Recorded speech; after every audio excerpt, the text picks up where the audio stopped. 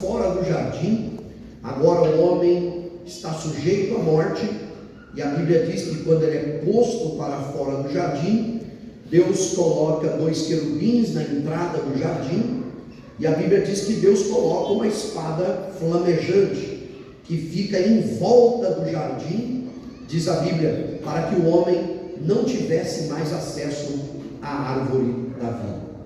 Então percebam que logo nos 3 primeiros capítulos a Bíblia mostra uma proximidade muito grande entre Deus e o homem, proximidade essa que é afetada por causa do pecado.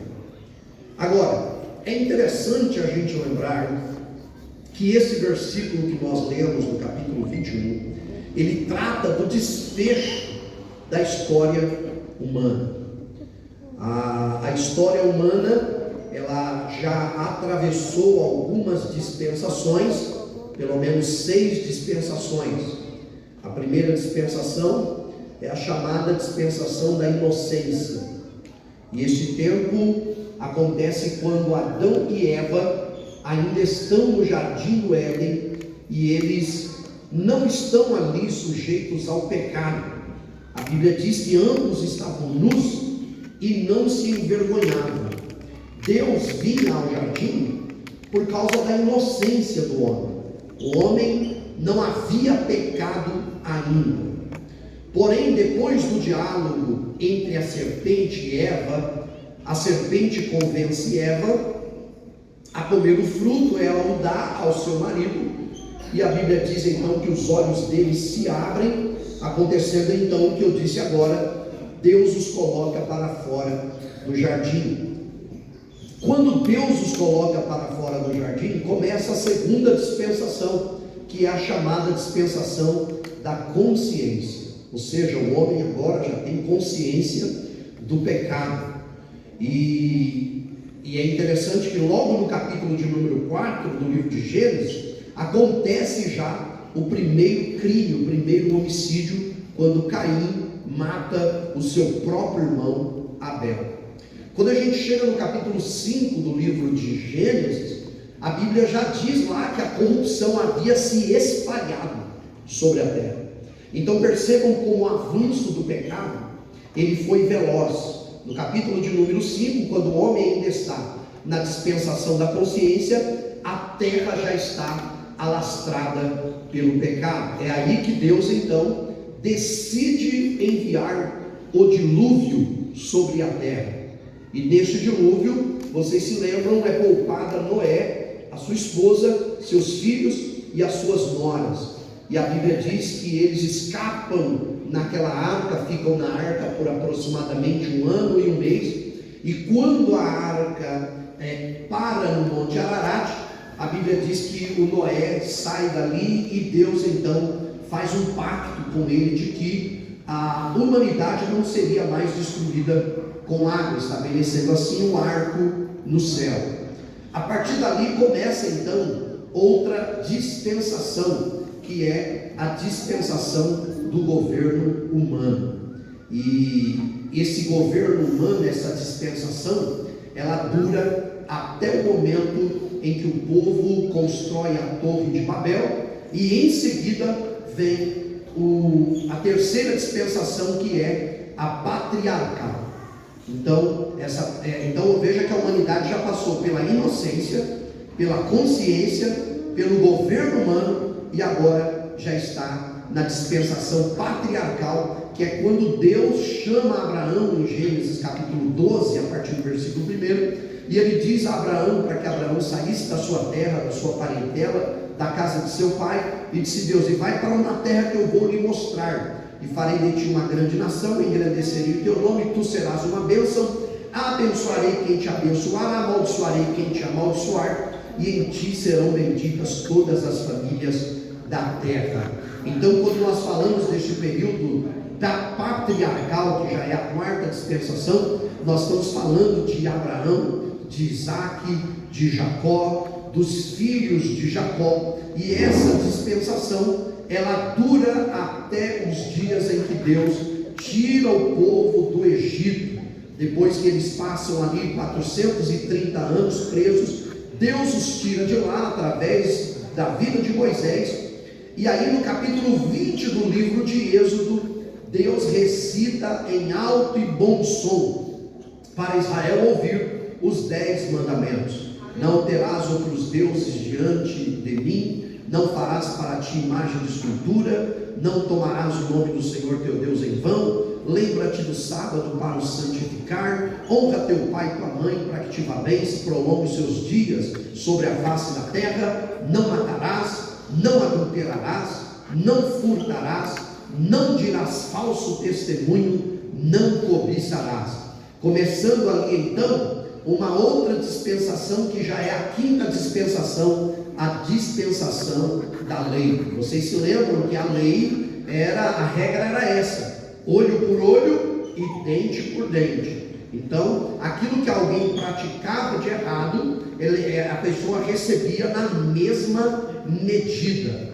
E essa dispensação, ela dura até os dias de Jesus. Dá para saber quando é que acaba a dispensação da lei? Dá. Lá no capítulo de número 7 do Evangelho de Marcos, se der para colocar aí, capítulo 7 de Marcos, versículo de número 24 em diante, olha o que a Bíblia fala lá, Marcos 7, 24, coloca aí para a gente ler esta expressão, Evangelho de Marcos, capítulo 7, eu vou pedir para você ficar aí atento, porque nós vamos ler muito versículo, é bom, é bom é o quê? Escola bíblica, então nós vamos ler o quê? Bíblia, né? Olha lá, Mateus 7, 24, levantando-se dali, foi para as regiões de Tiro e Sidom, entrando numa casa não queria que ninguém o soubesse, mas não pôde ocultar-se. Pode continuar. Porque logo certa mulher, cuja filha estava possessa de um espírito imundo, após falar dele, veio e prostrou-se aos seus pés. Ora, a mulher era o que? A mulher? Grega, então ela não era do povo de Israel, ela não fazia parte do povo judeu, do povo hebreu. Então a mulher era grega de origem sirofenícia e rogava-lhe que expulsasse da sua filha o demônio. Respondeu-lhe Jesus: deixa que primeiro se fartem os filhos. Quem são os filhos aqui? Israel, irmão.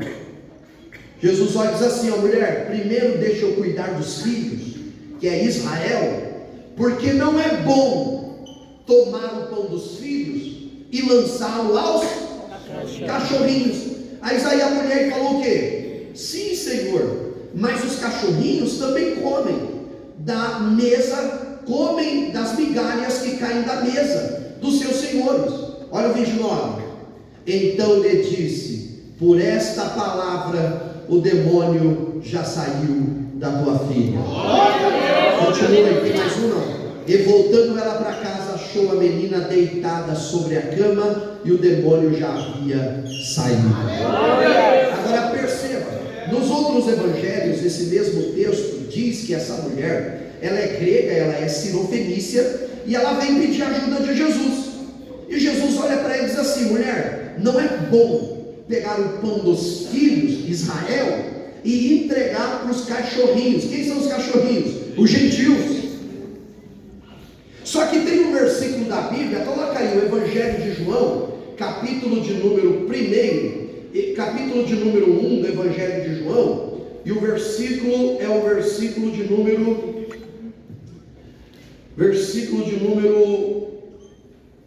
pode pôr o versículo de número 7. Evangelho de João, capítulo 1, versículo 7. Este veio para testemunho, para que testificasse da luz. Está falando de João, para que todos crescem por ele. Pode continuar. Não era ele a luz, está falando de João, mas veio para que testificasse da luz, que é Jesus. Ali estava a luz, aí é Jesus, que alumia todo homem que vem ao mundo. Estava no mundo, e o mundo foi feito por ele, e o mundo não o conheceu. Veio para o que era, mas e os seus fizeram o quê? Não receberam. Então o que acontece? Está falando da mulher. A mulher vem, e quando ela vem, ela é sirofenícia. Aí ela vem e diz assim: Senhor, minha filha está miseravelmente. Jesus olha para ela e fala assim: olha, não é bom de tirar o pão dos filhos, que é Israel, e entregar para os cachorrinhos, que é o gentio. Aí ela falou assim: mas os cachorrinhos comem da migalha que cai da mesa do seu Senhor. Me dá uma migalha. Aí Jesus diz, a Bíblia diz que Jesus olhou assim: ô mulher, grande é a tua fé, por essa palavra a tua filha já está liberta. Então, volta lá, o Evangelho de João, capítulo 1, versículo de número 11. Olha lá, vou pôr o 11. Veio para o que era seu, e os seus não receberam. Aí o 12. Mas a todos quanto receberam, deu-lhes o poder de serem chamados filhos de Deus, aos que creem no seu nome. Pastor, quem são esses todos os que receberam? Começa nessa mulher aqui, irmão, e chega até os dias de hoje. Nós não somos judeus, nós não somos hebreus, mas através de Jesus Cristo, através da morte dele na cruz, nós o recebemos como Pai, e ele mudou a nossa história. Então, quando essa mulher recebe esse milagre, ali começa a sexta dispensação, que é a dispensação da graça. E a dispensação da graça é a dispensação que nós estamos vivenciando até os dias atuais.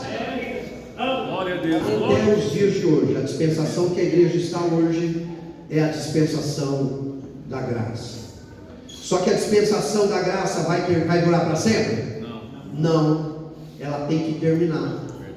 E quando é que a dispensação da graça termina? Quem sabe dizer? A dispensação da graça termina quando a igreja for arrebatada.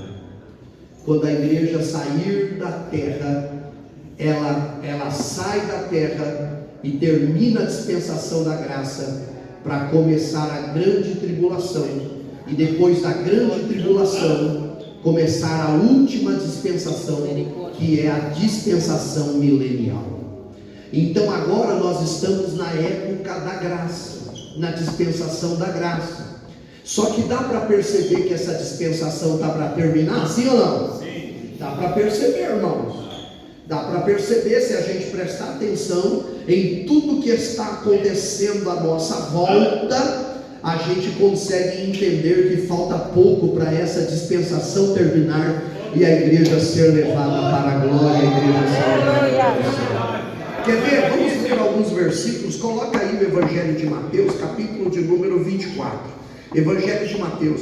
No Evangelho de Mateus, a partir do versículo 1, a Bíblia diz que Jesus estava nas dependências do templo que Herodes construiu, e os discípulos estavam mostrando tudo para Jesus, quando Jesus disse a eles que ali não ficaria pedra sobre pedra que não fosse derribada. E aí a Bíblia diz que eles saíram dali e foram para o Monte das Oliveiras. Olha lá, versículo 3, coloca o versículo 3. E estando assentado no Monte das Oliveiras, chegaram-se a ele os seus discípulos em particular, dizendo: dize-nos quando serão essas coisas, e que sinais haverá da tua vinda e do fim do mundo. Eles perguntaram, aí Jesus começou a falar. Primeiro, acautelai-vos, que ninguém vos engane. 5, porque virão muitos em meu nome dizendo: eu sou Cristo, e enganarão a muito. Então Jesus está dizendo o seguinte: antes do mundo terminar, vai aparecer muitos falsos cristos. Versículo 6: e ouvireis de guerras, rumores de guerras. Olhai, não vos assusteis, porque é necessário que tudo isso aconteça, mas ainda não é o fim. Então nós já vivemos aí 2 grandes guerras mundiais. Nossa geração, por exemplo, a gente já viu bastante guerra, não já? Eu tenho certeza que alguém que possivelmente estará aqui, mais de idade, viu, por exemplo, a guerra do Vietnã. Depois da guerra do Vietnã veio um período aparentemente de paz, mas você lembra que na década de 90 veio a guerra do Kuwait, que foi aquela invasão do Iraque ao Kuwait, e os Estados Unidos teve que intervir, e foi uma guerra que chamou a atenção do mundo todo. Depois de algum tempo, no ano de 2001, vocês se lembram, com a derrubada das Torres Gêmeas, veio a guerra do Afeganistão, em que os Estados Unidos invadiu o Afeganistão e permaneceu lá por quase 20 anos, ou por mais de 20 anos, controlando e mantendo o Afeganistão. E percebam que a todo momento as guerras explodem. Então, por exemplo, quando no ano de 2023, no finalzinho de 2023 para 2024, vocês se lembram que o primeiro-ministro de Israel, ele fez um discurso na ONU, e o discurso dele foi chamado histórico, irmão. Por quê? Porque ele anunciou em setembro de 2023, que o mundo que Israel estava muito próximo de um acordo com os países árabes. E ele disse o seguinte: até aqueles que nos odeiam, falando do Irã, terão que se render a este acordo que nós estamos fazendo. Só que a Bíblia diz que quando eles disserem, e é interessante isso aqui, porque ele disse assim, ó, e a partir de então, no mundo haverá paz e segurança. Só que Paulo, escrevendo aos Tessalonicenses, ele diz assim, ó, não, mas quando disserem que há paz e segurança, então lhe sobrevirá repentina destruição. Ele fez um discurso em setembro. Em outubro, o Hamas, de forma surpresa, sorrateira, invadiu Israel, matou mais de 1.200 pessoas. Em proporção, irmãos, esse foi o maior atentado terrorista da história. Para vocês terem ideia, o atentado nas Torres Gêmeas matou 3.000 pessoas. Esse atentado em Israel matou 1.200 pessoas. Israel é infinitamente menor em população do que os Estados Unidos, mas a quantidade de mortes em proporção, ela foi muito mais além do que das Torres Gêmeas.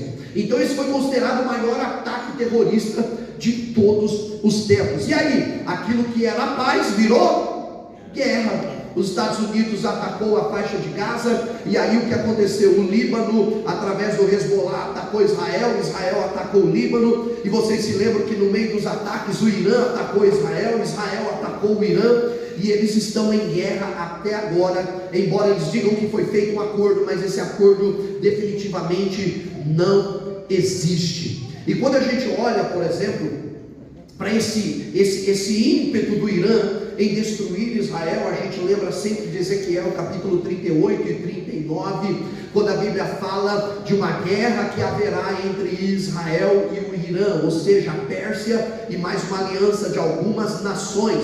Essa guerra, ela é chamada de guerra de Gog e Magog, ou Gog na terra de Magog. E essa guerra que ela pode estourar a qualquer momento, irmão. A qualquer momento. Se vocês acompanham os noticiários, vocês vão ver que os Estados Unidos estão negociando com o Irã. E a negociação é essa: vocês não podem ter bombas nucleares. E o Irã já tem bomba nuclear, e os Estados Unidos está ameaçando atacar o Irã a qualquer momento. E o Irã está dizendo que se Israel atacar, o primeiro alvo do Irã será Israel.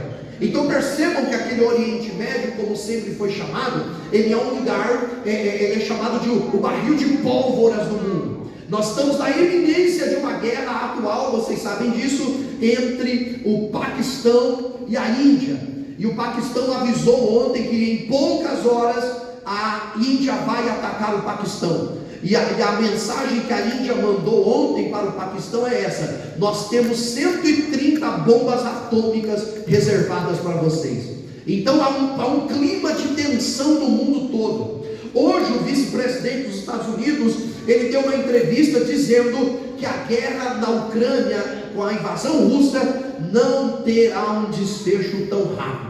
Então eles estavam tentando, vocês se lembram que Trump, quando ganhou a eleição, ele prometeu acabar com a guerra em 24 horas, e ele não conseguiu. E a tendência, ontem os Estados Unidos fez um acordo com a Ucrânia de explorar a mineração da Ucrânia, e o acordo é esse: eu exploro a mineração e eu armo vocês para vocês enfrentarem a Rússia.